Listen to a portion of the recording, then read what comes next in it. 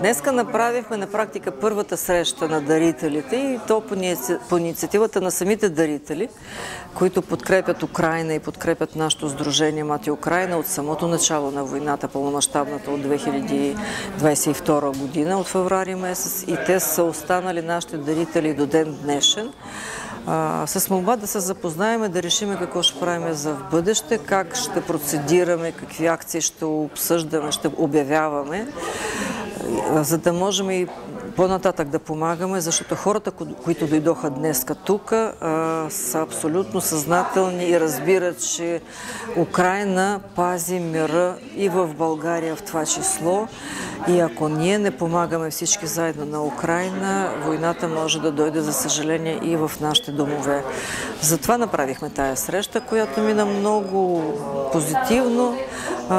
Едновременно с това направихме откриване на една изложба, която беше любезно предоставена от Украинското посолство, и тя е посветена на украински носии, като на фотосите са заснети известни в Украйна лица. Това са актьори, певци и с много красиви носии. Имаше и хора, които влизаха от улицата и питаха каква е тази изложба, искаха да знаят кога могат да я видят. Могат да я видят всеки вторник и сряда от 11 часа до 16 часа. Днеска беше официалното и откриване тук.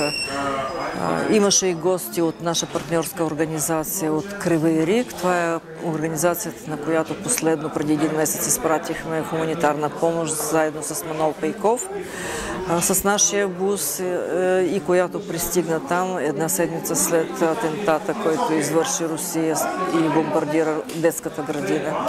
Така че протече всичко в много топла обстановка, хората се запознаха. Имаше и от Благоевград една жена, която четвърта година вече плете вълнени чорапи за украинските войници. Ние ги изпращаме там.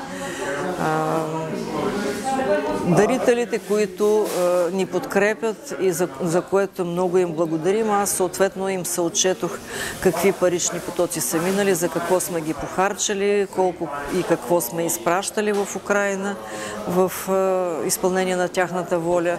Работиме в Украйна само с обществени организации, които покриват най-належащи нужди, които изникват всеки момент. Може би слушателите и зрителите помнят как правихме акция Родопско одеяло за Херсон, как правихме акцията за помощ след взривяването на Каховската водно-електроцентрала, годишнината на която сега ще се случи утре. Така че българите са прекрасни хора, много добри, много ви благодаря на всички вас за тази подкрепа. Надявам се, че такива срещи ще станат традиция за нас. Дай Боже да свърши тази война по-скоро, за да не се събираме по такива тъжни поводи, защото случките са много, историите са много. И днеска беше ден не само за срещата, но и за спомените, разказите на тези хора, които бяха тук, как сме ги преживявали дните на войната от 22 година насам и как всеки от тях е дошъл в нашата организация и как е останал тук. Затова още веднъж благодаря на всички наши дарители и подкрепяйте ни пак, защото заедно ние правим доброто. Благодарение на вашата съпричастност, благодарение на вашата добрина. Благодаря ви, хора.